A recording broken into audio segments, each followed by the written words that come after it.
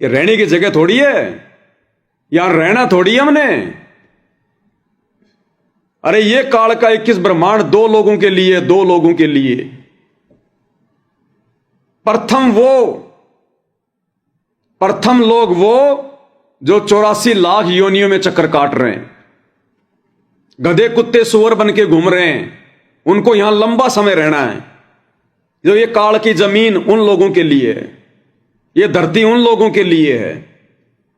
और दूसरा, ये धरती काल की उन लोगों के लिए है जो वर्तमान में सतगुरु की शरण में ना आकर पाखंड पूजा, आन उपासना, घटिया ओछी साधना कर रहे हैं, सतगुरु का विरोध कर रहे हैं।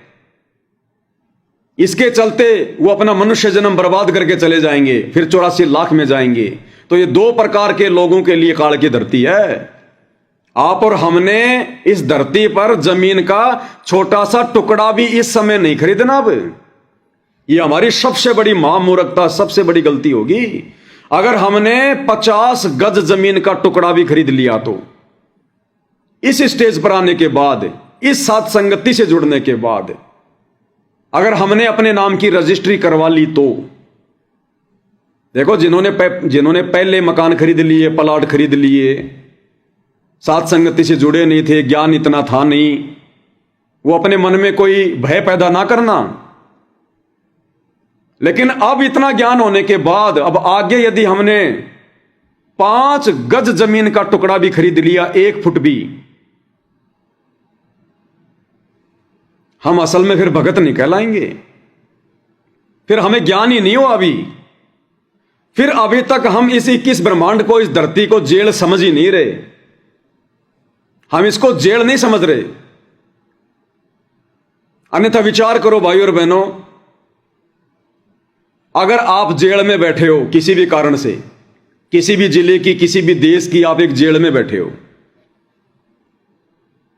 और उस जेल में यदि आपको कहा जाए कि भगत जी, ये सामने जो ये 2 कमरे हैं ना, ये जो 100 गज की जगह है जेल के अंदर, ये बहुत सस्ती मिल रही है, बहुत सस्ती। अगर बाहर आप खरीदोगे ना, कम से कम 50 लाख की जमीन है ये, लेकिन इस जेल में खाली 5,000 रुपए में मिल रही है, 5,000 रुपए में। और हैंड टू हैंड रजिस्ट्री हो जाएगी तुम्हारे नाम, तुरंत रजिस्ट्री।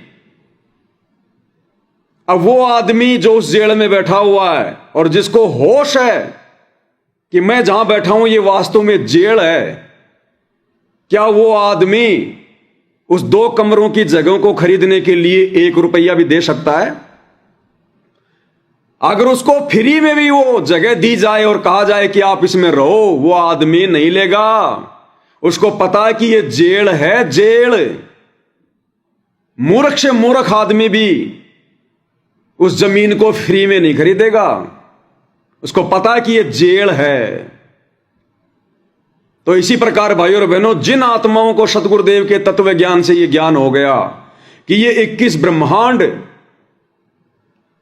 ये एक जेल है, जो आत्माएं सतलोक में गलती करती हैं उनको सजा देने के लिए सतगुरु यहां जेल में डालता है 21 ब्रह्मांड में। ये 21 ब्रह्मांड सतलोक की जेल है और काल यहां का जेलर है।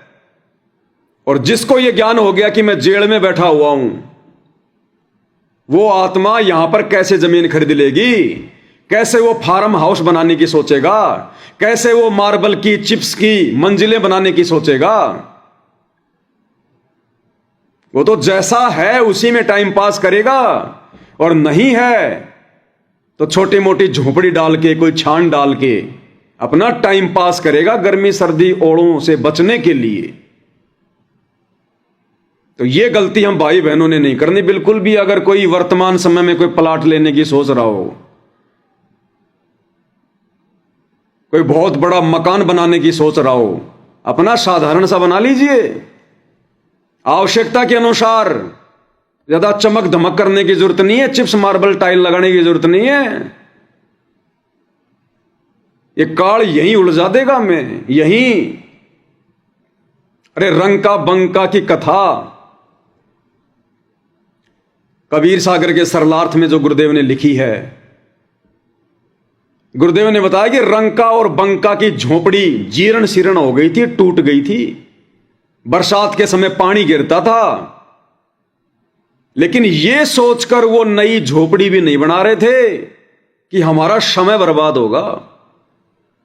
इस झोपड़ी को बनाने के लिए कहां कहां से हम ये घास लेके आएंगे, फिर इसको बनाएंगे, हमारा कितना समय और कितनी श्वासें बर्बाद होंगी। यह सोचकर वो दोनों आत्माएं झोपड़ी भी नहीं बना रही थी, झोपड़ी भी। और सतगुरु ने देख लिया फिर कि ये आत्माएं हृदय से वास्तव में झोपड़ी नहीं बना रही। फॉर्मलिटी करने वालों का साथ नहीं देता गुरु। जब सतगुरु देख लेता है कि वास्तव में इसके अंदर और बाहर एक ही चीज है, तब सतगुरु उस भगत की हेल्प करता है, उसके लिए सोचल छिद्र करता है। यानी बहुत सारे भगत भाई बहन जो भगत भी हैं, भक्ति भी कर रहे हैं, लेकिन उनके कार्य सिद्ध नहीं होते, सफल नहीं होते। क्यों? क्योंकि वो दोगले होते हैं, दोगले। उनके दो तरफा विचार होते हैं। मन में कुछ सोचते हैं, बाहर से कुछ बोलते हैं, तो परमेश्वर उनकी मदद नहीं करता। और जिनके अंदर बाहर एक हो जाता है, फिर परमात्मा उसके लिए दास बन के खड़ा हो जाता है। कैसे?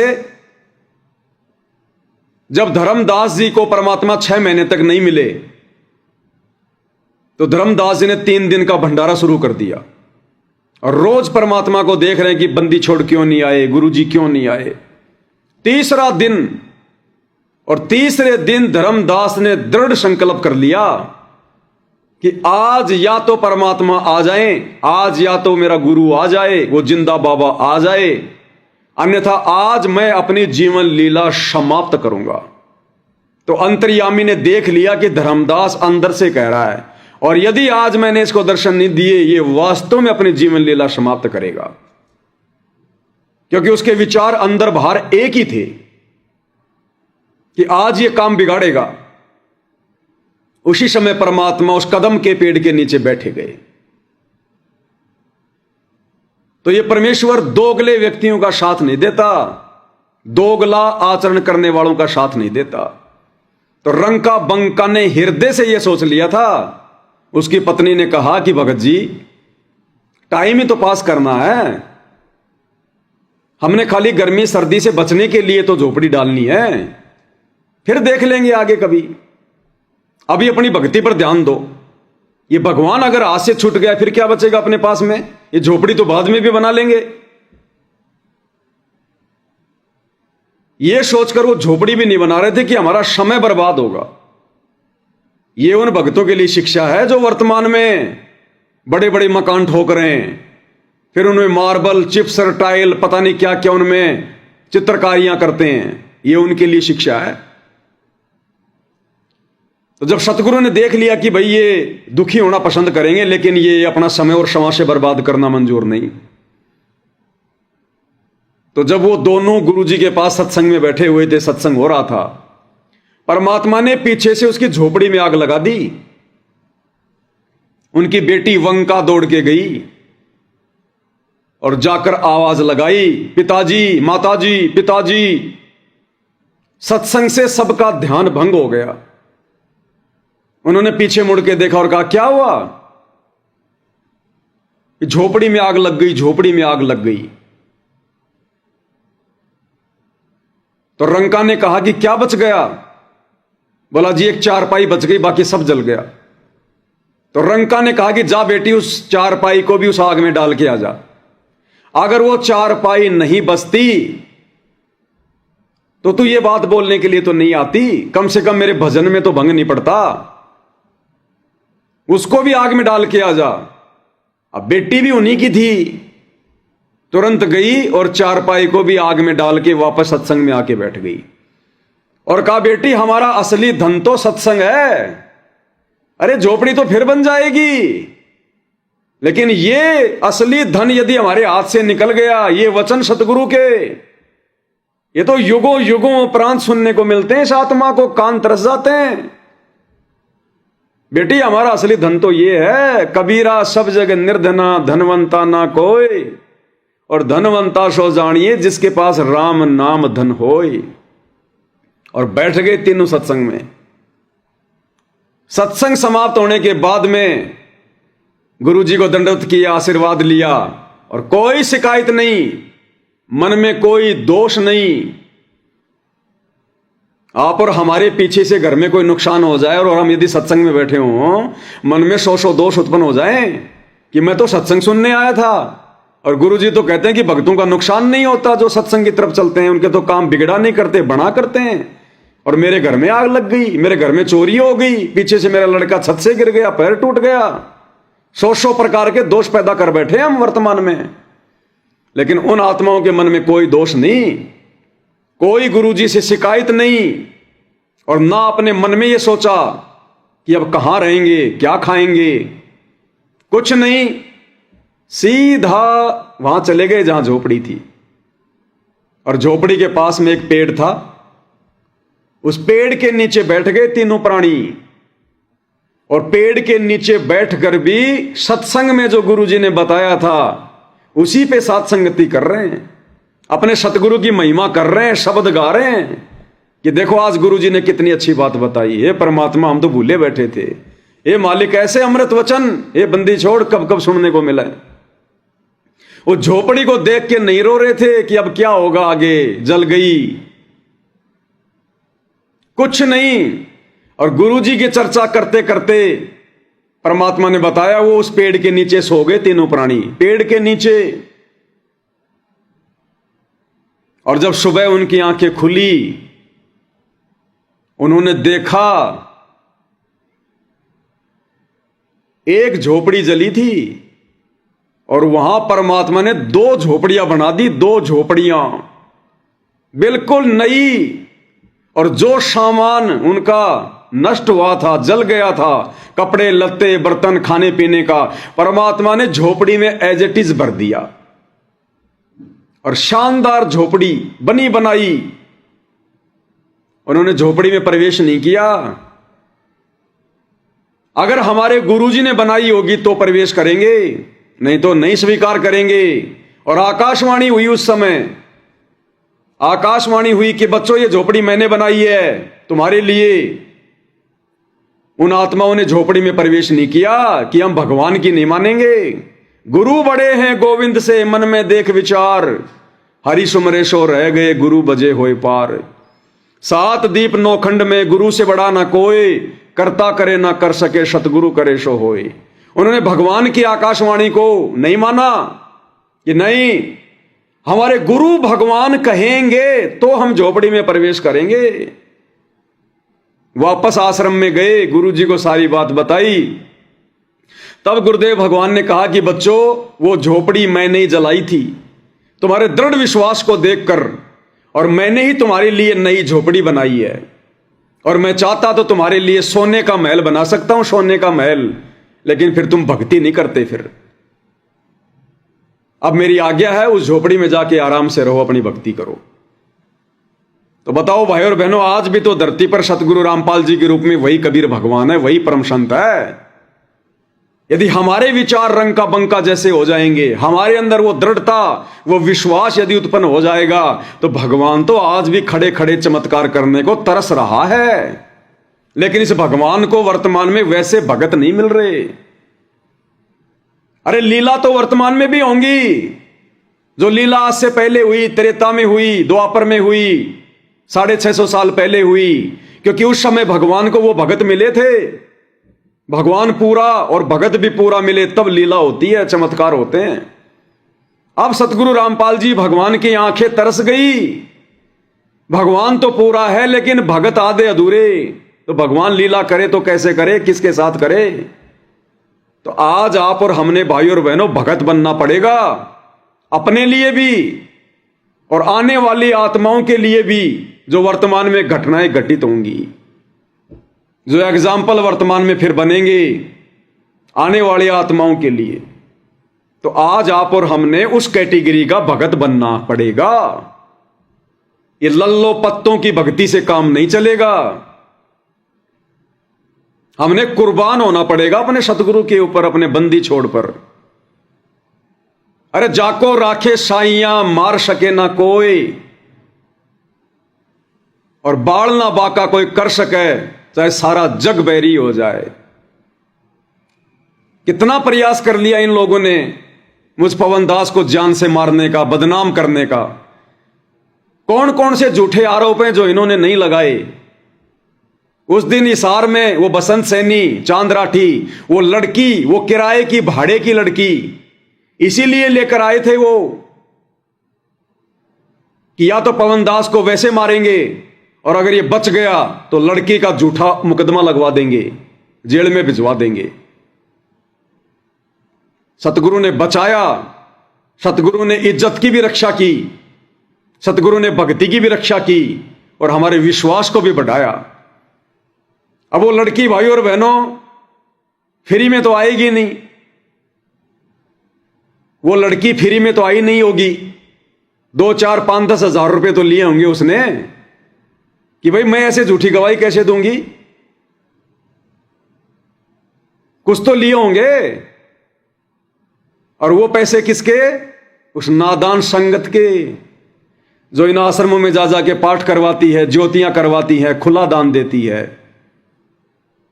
वो पैसे उस संगत के, उनके ढंग से कर्म बिगड़ रहे हैं, संगत वालों के ढंग से कर्म। तुम्हारे पैसों से चोरी जारियां हो रही हैं, चोरी जारियां। इसलिए गुरु जी कहते हैं कुपात्र को भूलकर भी दान नहीं करना चाहिए, ऐसे कर्म फोड़ता है ये काल।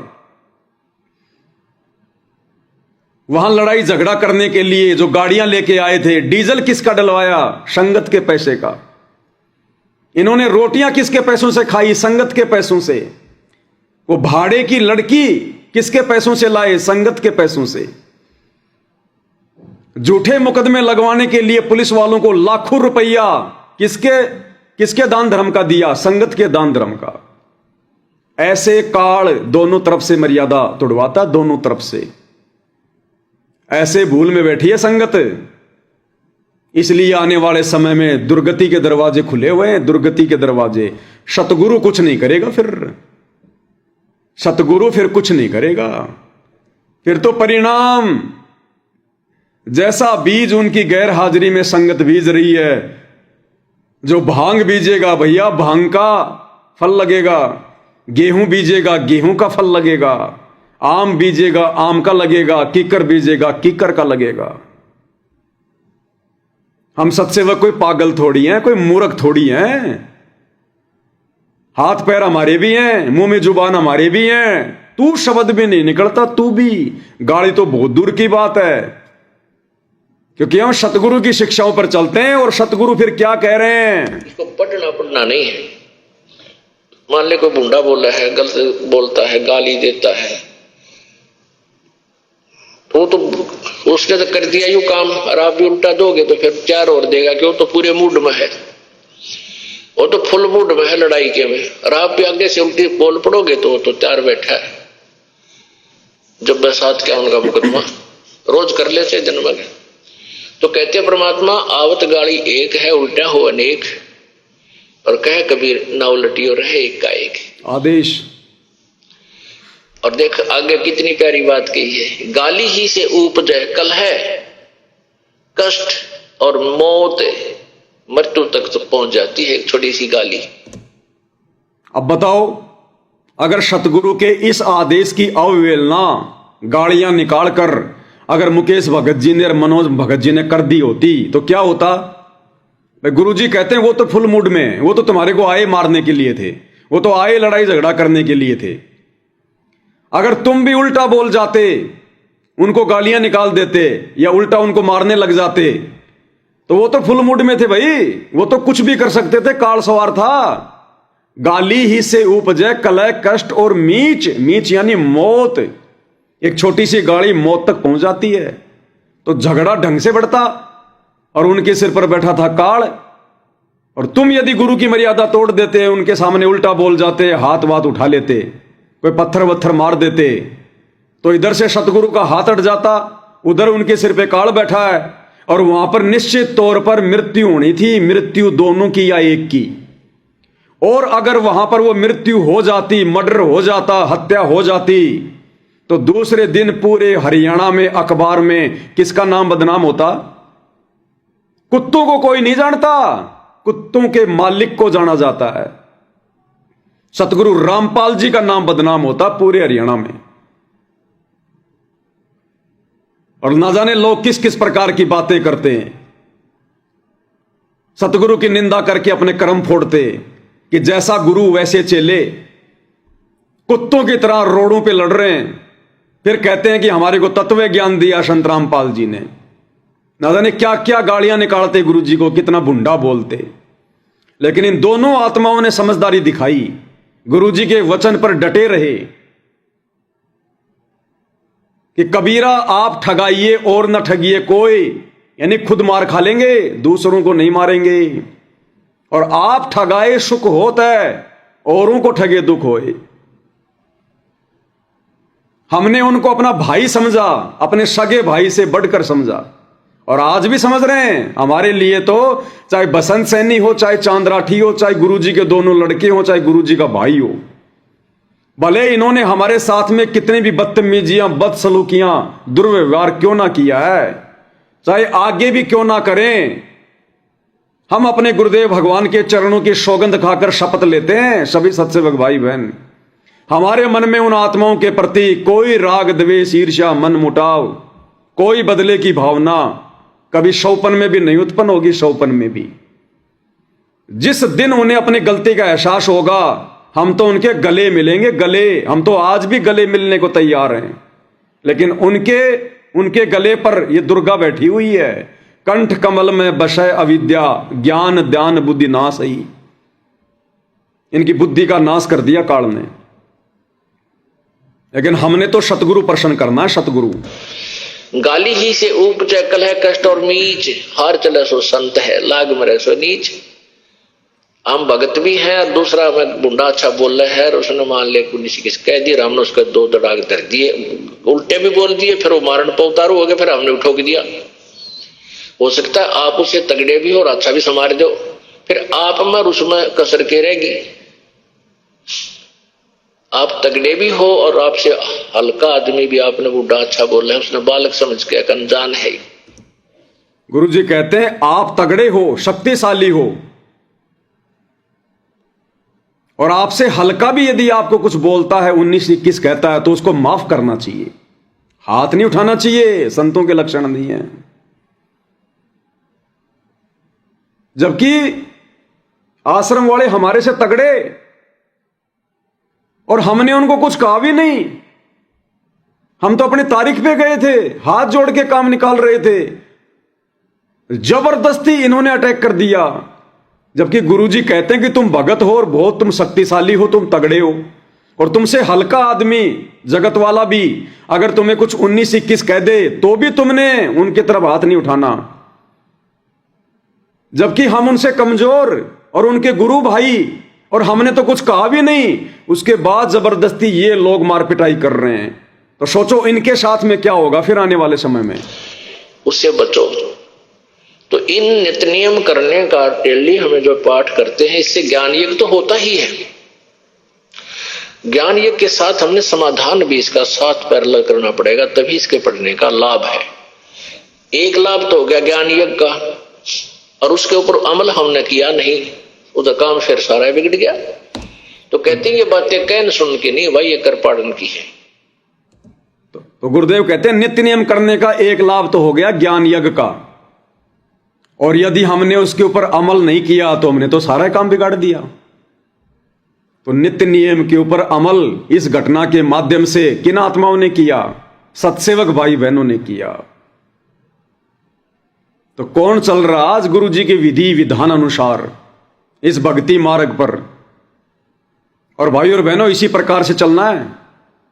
देखो अब ये सात संगतियां काम आ रही हैं, ये पिछले 10 साल से जो परमात्मा वीडियो बनवा रहे हैं ये आज काम आ रहे हैं। इस परीक्षा के समय में आज हमारे काम आ रहे हैं सात संगति की वीडियो। जो गांव गांव जाकर सात संगति करते थे, रातों को जाग जाग के आंखें फाड़ फाड़ के जो 4-4, 5-5 घंटे लाइव आकर जो वीडियो बनाते हैं, ये ऐसे समय में काम आते हैं। आंखों के सामने गुरुदेव के सत्संग आ जाते हैं, सात संगति की बातें आ जाती हैं, और अंदर से परमात्मा हमें इतना चेंज कर देता है, हमारी अंदर से ही हिम्मत नहीं होती। भगत तो उल्टा बेचारा डरता है। ये भक्ति का असर है, ये ज्ञान का असर है।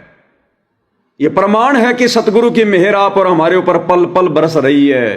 परमेश्वर हमारी मर्यादा खंडित नहीं होने दे रहे, हमसे कोई भी ऐसा भक्ति विरुद्ध वो कर्म नहीं होने दे रहे जिससे सतगुरु नाराज हो।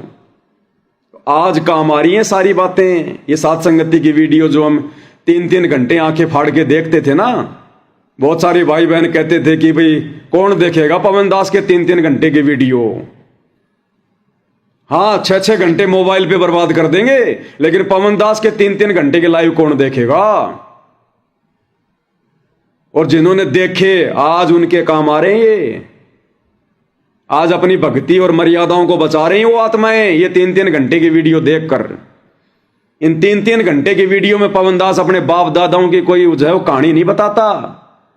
सतगुरु के सत्संगों को सामने रखकर हर चीज सबूतों के साथ में दिखाता हूं।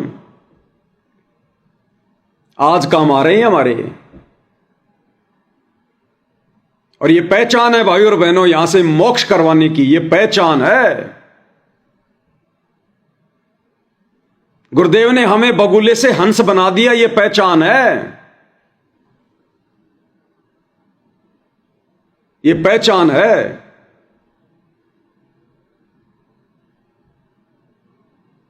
हम शतलोक जाने के योग्य हुए नहीं हुए, काबिल हुए नहीं हुए। हम गुरु वचन पर कितना चल रहे हैं, गुरु की शिक्षाओं को कितना धारण किया, हम त्रिकुटी की परीक्षा के योग्य हुए या नहीं हुए, ये हमारी परीक्षा ले रहा सतगुरु। सतगुरु तो जानी जान है, अंतर्यामी है, उन्हें तो रिजल्ट का पहले पता होता है। लेकिन इन घटनाओं के माध्यम से सतगुरु हमें भगत बना रहे हैं, हमें एहसास करवा रहे हैं कि कहे कबीर सोए जन मेरा, जो नीर खीर का कर निबेरा। परमात्मा कहते हैं मान अपमान करे क्यों ना कोई, मम संत शरण जगत जान छोई। कि सतगुरु से उपदेश लेने के बाद में उस भगत का चाहे कोई अपमान करे, चाहे कोई उसका मान करे, सम्मान करे, ना किसी के इस मान सम्मान करने से भगत में हवा भरेगी, और ना किसी के अपमान करने से भगत दुखी होगा, परेशान होगा। और मम संत शरण, और सदा मेरे संत की शरण में रहेगा। और जगत जान छोई, यानी जगत को तो छाछ समझेगा, छाछ जो छोई आ जाती है ना छाछ के ऊपर, जो किसी काम की नहीं उसको फेंका जाता है। तो ये यहां पर हमारी रिहर्सल हो रही है। हम सतलोक जाने के योग्य हैं कि नहीं है, सतगुरु के उस विमान में बैठने के योग्य हैं कि नहीं है। तो ऐसी घटनाएं भाई और बहनों किसी के भी साथ हो सकती हैं, और ऐसी घटनाओं के माध्यम से परमात्मा हमारी परीक्षा भी लेंगे और हमें यह आभास भी करवाएंगे कि भाई मेरे से कहां गलती हो रही है, अवश्य मेरे से कोई छोटी मोटी त्रुटि हुई है। क्योंकि भाई और बहनों परमात्मा ने बताया कि यहां पर सारा खेल पाप और पुण्य का है, कर्म और कुकर्म का है, ज्ञान और अज्ञान का है। अगर हमारे को राह चलते ठोकर लगती है, पैर का नाखून भी अगर उतर जाता है, तो यह भी हमारे किसी न किसी उस कर्म की चोट है। कर्म की चेहरे पे अगर फुंसी भी होती है, यह भी हमारे किसी न किसी उस कर्म की ये सजा है। अन्यथा यहां तो कांटा भी नहीं लग सकता, कांटा भी। तो एक बहुत बड़ी शिक्षा है यदि हमारे साथ में ऐसी घटना घटित होती हैं, या जैसे मुकेश भगत जी और मनोज भगत जी के साथ में हुई, तो उन आत्माओं को थोड़ा विचार करना चाहिए। क्योंकि देखो, मैं पवन दास, मैं कितनी मर्यादा में हूं, इसका पता या तो मुझे चलेगा या फिर सतगुरु को चलेगा। देखो, अनजाने की गलतियां तो परमात्मा माफ करते हैं, लेकिन जानबूझ के की गई गलतियां या तो मुझे पता या सतगुरु को पता है। तो ये निर्णय भी, ये डिसीजन भी आप और हमने लेना है कि कहां उकचूक हुई है। अगर मर्यादाओं में ठीक ठाक हूं, कहीं भक्ति में तो कोई गफलत नहीं कर रहा हूं, जैसा गुरुदेव बता रहे हैं सुमरण करने के लिए, ध्यान लगाने के लिए, कहीं सांसारिकता में तो ज्यादा नहीं रम रहा हूं, कहीं मैंने किसी को बोलने में कोई उकचूक तो नहीं कर दी है। मेरी वजह से किसी की आत्मा तो थोड़ी दुखी हुई है। ये आप और हमने डिसीजन लेना पड़ेगा। और यदि हर बात में सही है, परफेक्ट है, ओके है, तो फिर यह सोचकर कि ना जाने परमात्मा ने ये सूली की सजा कहां पर कांटे में टाली है, ना जाने मेरे साथ में और कितना बड़ा हादसा होना था, परमात्मा ने छोटी सी घटना के माध्यम से टाल दिया। तो फिर हमने यह सोचकर संतोष करना पड़ेगा। मन में दोष पैदा करने की तो सोचनी भी नहीं है, सोचनी भी।